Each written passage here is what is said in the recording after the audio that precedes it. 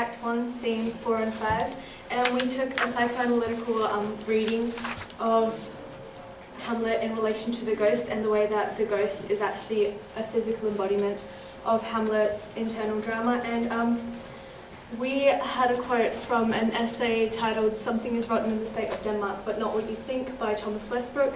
And it is, in fact, it is as if the action of the play takes place in Hamlet's mind alone, the actual play itself a mere displacement of the internal psychological drama. So by looking at these two acts in a psychoanalytical view, we can truly understand the ghost's psyche as well, because he is a fully developed character, as well as Hamlet's, because these two scenes are really pivotal points of the play. It's where the course of the play really just sets off on its own. Yes, yeah. And they're not loading. Oh, there's yeah. 2 ticks. Did you just want to skip Big, big breasts. Almost there. Nah, I don't think they're going to load. Hang on. Have faith, pray.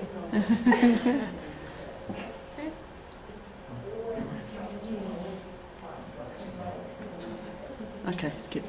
Okay, Yeah. it's alright. Make it big again, yeah. Okay, so the first thing we looked at was the symbolism of the ghost itself. So in plays, ghosts are often used as just a temporary presence to set an uncanny and an eerie atmosphere. But in Hamlet, the ghost, as TJ said, is a fully developed character. He's given dialogue, opinions, and attitudes. So this lets us look into his own psyche and compare that to the opinions of Hamlet. And so another quote from Thomas Westbrook is, "The presence of the ghost is the most concrete expression of how the privacy of internal conflict demands public representation outside the stage of the mind." Once again, referring to the fact that the play itself is just how Hamlet is perceiving his situation. And the representation of Hamlet's internal conflict through the ghost could be due to the absence of Hamlet's father in his life right now, or to concrete his anger at his mother for remarrying so fast. This can be seen in the ghost's anger and his tone when he talks about the marriage, calling it damned incest, which you would have seen my scenes played. Yeah, and also because the companions around Hamlet can also see the ghost in the beginning, it kind of is suggestive that they were aware of Hamlet's internal conflict, and that's why they might not be particularly seeing the ghost, but seeing Hamlet's internal conflict, and that also talks a lot about Hamlet's psyche and how disturbed he was, and the people around him could also see his disturbed state of mind. And so the ghost has been argued for many years whether it is from purgatory or hell, and we will explore both of those sides. Yeah. Thanks. We'll start with hell first. A book about the Catholic doctrine says that in purgatory, souls therein are helped by the suffrages of the faithful, but principally by the acceptable sacrifice of the altar. So pretty much souls in purgatory asks for prayers and masses to help reduce the their sins and the burden of their sins. Yeah, the burden of their sins. However, the ghost within Hamlet doesn't ask for prayers. Instead, it asks for revenge, which is a very unpurgatorial thing. But this could be due to the fact that England was a Protestant country, and due to the religious conflict there at the time, no pro-Catholic material would have been allowed in public spaces such as a stage, so a revenge ghost had to come from hell. This, through a psychoanalytical reading, we could consider this how the psyche of Hamlet is perceived. So from this point already, if the ghost is a physical embodiment of Hamlet's psychological dramas, from this point, and this is right at the beginning, his intentions are already sinister enough to be considered unholy and be embodied as a being from hell. Yeah, so moving on to arguments that the ghost is actually from purgatory. Yeah, go for it. Yep, so we looked at the biblical allusions from our scenes, and so when the ghost talks about his death, he says, "The serpent that did stink thy father's life now wears his crown." Now, the serpent could be interpreted as the serpent from The Garden of the Eden. Garden of Eden and the original sin. So the serpent in this case is Claudius, who seduced Gertrude, and the serpent tricked Eve into sinning. And the Garden of Eden is also the place where the conflict between Cain and Abel took place, and they were brothers, and in their conflict the younger brother Cain killed Abel, similarly to how in Hamlet the younger brother Claudius killed King Hamlet. Yeah. And these allusions could be used as a hyperbole for the murder of the king, revealing the ghost's exaggerated perception of his own death. So, the ghost is pretty much dramatising his own death, which shows us how he perceives it, with the magnitude that he views his own murder at. Yeah, and also there's a lot of sibilance in that with the S's, and so it creates like a hissing effect, and which is like an indicator of the ghost's anger at Claudius. Also, the allusions in the ghost's monologue right at the starting, when he says he's doomed to walk a certain time at night and he's trapped. In purgatory, you're basically in limbo before you you're sentenced to either hell or heaven or something. And so it's like you're given a certain time where you're in limbo, and him saying that he's doomed to walk the night for a certain time is like a direct reference to him being in purgatory. Also, he says that till the foul crimes done in my days of nature are burnt and purged away. So he refers to him fasting in the fires, and fire can be seen as a cleanser, so he's waiting for his sins to be cleansed away, and that's why he wants revenge. So it's like someone's paying for his sins that he had done, because his last rites had not been done before he died. Which is seen in the next quote, "And how so disappointed Ananel." So when his last rites weren't done, he couldn't successfully go all the way to heaven. Just some background information. Ananel is to annul is an archaic form of to anoint, which is to absolve sin. Yeah. That's the last one. So he hadn't got his last rite down, last rite done, so he still was with a lot of sin when he passed away. And so the purgatorial references could reveal the ghost's feeling of entrapment, which in turn suggests that Hamlet also feels trapped within his context. And also there's the references, we just thought that it would be interesting to see with the Great Chain of Being. The Great Chain of Being was like the Elizabethan way of order, and number one, it was like basically ordering you in terms of spirituality, and right at the top was God, and then it was the kings and the queens. And so they saw the kings and queens as a representation of God, unlike how we see our leaders today as a representation of the public. They were the representation of God. So when when a murder or something was committed against the king and the queen, it was basically being committed against God. So that's also there, and it really speaks when the ghost comes back seeking for revenge. You can almost see it as like a very spiritual thing to do, because kings and queens were very high up on the Great Chain of Being. Which could possibly be why the ghost is referencing the Bible so much, that he views himself as a godly presence. Yeah. Yeah.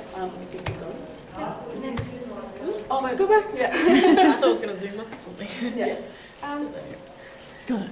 Yep, so the ghost's monologue. In the ghost's monologue, he pretty much talks about, describes his death, and he shows a lot of contempt for Claudius in reference to Gertrude. So he talks about their marriage, saying, "One to his shameful lust, the will of my most seeming virtuous queen." And he shows a pitying tone when he talks about Gertrude, but a very angry tone when he talks about Claudius, and he consequently blames Claudius for stealing Gertrude's virtue. And the crown, of course. No. And next he says that Claudius took rid him of of life, of crown, of queen at once dispatched. And the fact that the queen is listed last places the emphasis on that, showing that he's more concerned with losing his wife rather than his life or the kingdom. So that sort of sets up the central focus of the ghost speech onto Gertrude and reflects later on how Hamlet is also very focused on Gertrude throughout the play. The monologue is very persuasive, which positions Hamlet in his later actions, and it gives Hamlet a channel to go in with his next. Yeah, so it kind of like channels Hamlet's response. It's very like, the ghost is very persuasive and gets exactly the response he wants out of Hamlet, which is rage and a motivation to seek revenge against Claudius. The ghost also says, right at the end, he expresses his like motives really clearly, like that he wants Hamlet to kill Claudius but leave Gertrude alone. And this could be because, you know, he still has that kind of like love for his wife, but it's not very supported through his monologue where he does shame her a lot because of her virtue and stuff. So it could be just a depict of Hamlet's own psychology and like his own state of mind where he still loves his mother a lot, and so he's not ready to accept the fact that he has to kill his mother to seek complete revenge for the ghost. Yes? Do you want to keep going? And in Hamlet's soliloquy, well, this is the first response we see directly from Hamlet to the ghost and to the ghost's monologue. And there's a lot of anger and hurt in his monologue, like in his soliloquy. He's very disturbed, and he didn't seem to speculate as much as a murder before this, and now he's got some kind of concrete kind of evidence and like, you could say closure, but he's still out to seek revenge. And he's kind of repulsed by his own self that he hadn't sought revenge before. I mean, it's been a month since his father had died, and he still hasn't sought any kind of revenge for his murder. Also, a soliloquy as a dramatic technique is used to sort of reveal a character's thoughts, because this is a speech that a character gives to oneself. And in Hamlet's soliloquy, there's a lot of enjambment and rhetorical questions, saying that he's questioning his own motives, as well as showing us that his thoughts are just flowing very rapidly. It also foreshadows the upcoming drama and disorder that's going to take place, because this is really the pivotal point of this play, where he makes the decision to take revenge on Claudius, and that's how the entire play unfolds. Next. And the stage directions. So as you've noticed, there are hardly any stage directions in Hamlet except for the entering and exiting. However, there are quite a few. There are like 2 or 3, which is quite a lot for Shakespeare, around the ghost. And I think that's because the ghost, a lot of the play, you can kind of just judge the stage directions. They're open to interpretation. Because they're of humans and of human emotions. So a lot of the stage directions would just be interpreted by yourself and how you would react in any human situation. This But can also be seen through the following dialogue, as when Marcellus and Horatio try to hold off Hamlet from following the ghost, he says, "Hold off your hands." So it sort of indicates what the stage directions should be. But with the ghost, as the ghost is not a living person, and I guess he's like exempted from human emotions and stuff, so you can't really guess what kind of, responses or responses he would have to normal human emotions. So that's why Shakespeare has put in a couple of stage directions for the ghost, because he's not a human, and it might be very difficult to connect to him as you are human. It's also interesting to see the fact that the dialogue after the ghost's stage reactions actually says what the stage reactions were, like it beckons you to go away with it, which is sort of like the stage reaction used to detach the ghost, so even though he is a fully developed character, he's still not human. Yeah. And so one of the most important quotes in our 2 scenes was, "Something is rotten in the state of Denmark." And there's a conceit and a metaphor of decay and rottenness. So another quote from Thomas Westbrook: "The rottenness that plagues Denmark is not observed by Hamlet, but caused by his own sickness." So if we're looking at the play as a physical embodiment of Hamlet's own psyche, then all the decay that we see throughout the play is actually what plagues Hamlet's mind. And we see a lot of the imagery of decay in King Hamlet's speeches, where he describes his death, saying, "With juice of cursed Verona in a vial, and in the porches of my ears did pour the leprous distilment."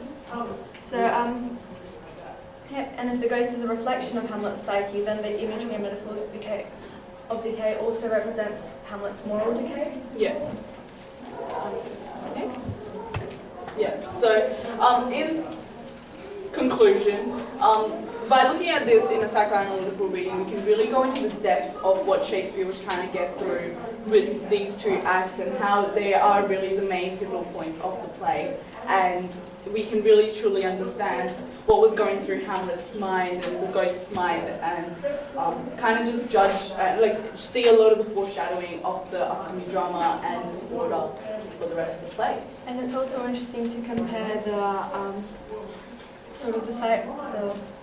the moments in this play, like with the ghost, as the companions see the ghost in our scenes, but then the Queen doesn't see the ghost in later scenes. So it's interesting to compare that in terms of Hamlet's psyche and people's awareness to it. Yeah. And that's it. Thank you.